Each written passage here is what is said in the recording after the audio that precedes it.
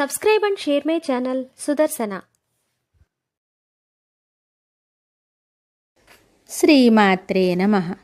శ్రీ గురుభ్యో నమః. శ్రీమద్దేవి భాగవతము 9వ స్కందము. పృథివీ యొక్క ఆవిర్భావ ప్రసంగము, ధ్యాన పూజా విధానము, స్తుతి. పృథివీ ఎడల శాస్త్ర విరుద్ధముగా వ్యవహరించినచో ప్రాప్తించు నరకముల వర్ణన. శ్రీనారాయణుడు చెప్తున్నాడు, భగవతి జయమగుగాక. నీవు జలమునకు ఆధారము. నీ యందు జలముండుట నీ స్వాభావిక గుణము. నీవు అందరికిని జలమును ప్రసాదిస్తావు. భగవంతుడగు శ్రీహరి యజ్ఞవరాహ రూపమున నీ చెంతకు వచ్చెను. నీవు ఆ స్వామికి పత్నివైతివి. విజయ సంపన్నవు, మంగళమయివి. మంగళగ్రహమునకు ఆశ్రయమొసగితివి, మంగళప్రదవు.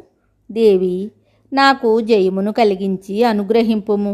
భవే మంగళేశే.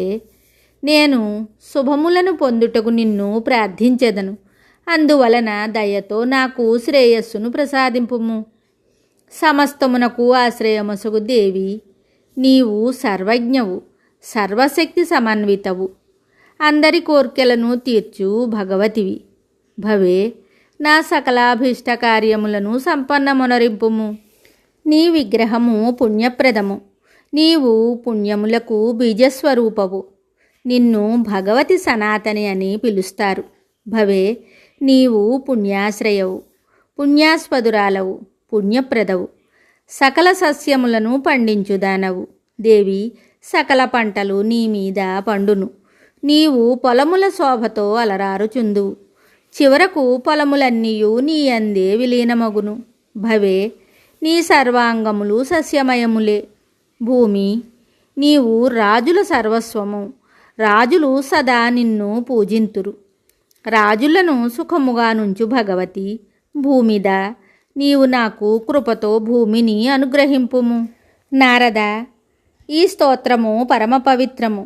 ప్రాతకాలమున దీనిని చదివిన పురుషుడు బలవంతుడగు రాజగును. ఈ సౌభాగ్యం అతనికి అనేక జన్మల వరకు ప్రాప్తించును.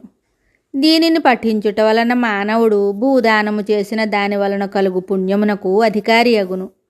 భూదానమును అపహరించుట వలన, ఇతరుల బావులను వారి అనుమతి లేకుండా త్రవ్వుట వలన, అంబువాచి యోగమునందు పృథివిని ఖననము చేయుట వలన, ఇతరుల భూమిని అపహరించిన దాని వలన కలుగు పాపములు పెకలించబడుటకు ఈ స్తోత్రము మిక్కిలి ఉపయోగపడును. మునీంద్ర, పృథివీ మీద వీర్యమును విసర్జించుట వలన, దీపమును భూమి మీద ఉంచుట వలన పురుషునికి కలుగు పాపము నుండి ఈ స్తోత్ర పఠనము ముక్తిని చేయును. నారదుడు చెప్తున్నాడు, భగవన్, భూదానము వలన లభించు పుణ్యమును, అటులనే దానిని లాగుకొనుట, ఇతరుల భూమిని అపహరించుట, అంబువాచి యందు పృథివిని ఉపయోగించుట, భూమి మీద వీర్యపాతము చేయుట, పృథివీ మీద దీపముంచుట వలన పొందు పాపములను నేను వినగోరుచున్నాను. వేదవేత్తలలో శ్రేష్ఠుడవైన ప్రభు, నేను అడిగినదే కాక ఇతరములైన పృథివీజన్య పాపములను వాటి ప్రతీకారములతో సహా కృపతో తెలపండి. భగవంతుడగు నారాయణుడు చెప్తున్నాడు, మునీంద్ర, సంధ్యావందనము చేత పవిత్రుడైన బ్రాహ్మణునకు ఒక విశ్వామాత్రపు భూమిని దానము చేసిన పురుషుడు భగవంతుడగు శివమందిర నిర్మాత పొందు పుణ్యమును పొందును. పంటలతో నిండిన భూమిని బ్రాహ్మణునకు సమర్పించిన వాడు సత్పురుషుడగును. ఆ భూమి యందు ధూళికణములు ఎన్ని ఉన్నవో అన్ని సంవత్సరముల వరకు అతడు భగవంతుడగు విష్ణుధామమున విరాజిల్లును.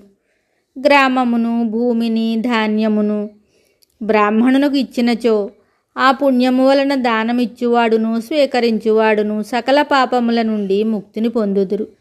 భగవతి జగదంబ ధామమున స్థానమును పొందుదురు. పరోపకారి అయిన పురుషుడు భూదాన సమయమున దాతను ఉత్సాహపరిచినచో అతడు అతని మిత్రుడు గోత్రముతో సహా వైకుంఠమునకు వెళ్ళుట సులభమగును. తనది కాని ఇతరుల ద్వారా బ్రాహ్మణునకు ఇవ్వబడిన భూమిని హరించు వ్యక్తి సూర్యచంద్రులున్నంత వరకు కాలసూత్రమను పేరుగల నరకమును అనుభవించును.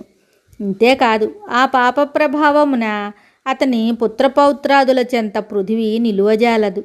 అతడు ధనహీనుడు, పుత్రులు లేనివాడు, దరిద్రుడై భయంకర రౌరవ నరకమును పొందును.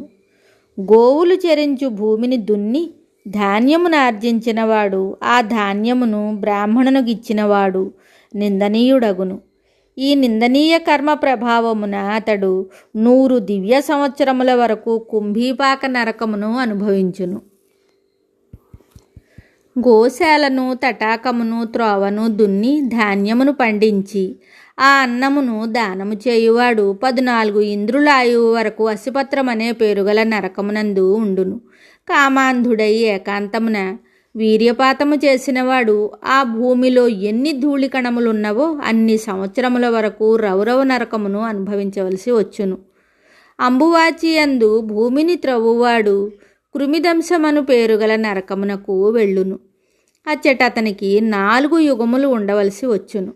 ఇతరుల తటాకమునందు పేరుకొనిన బురదను తీసివేసి శుద్ధ జలములందు స్నానం చేసిన వాడికి బ్రహ్మలోకమునందు స్థానము లభించును.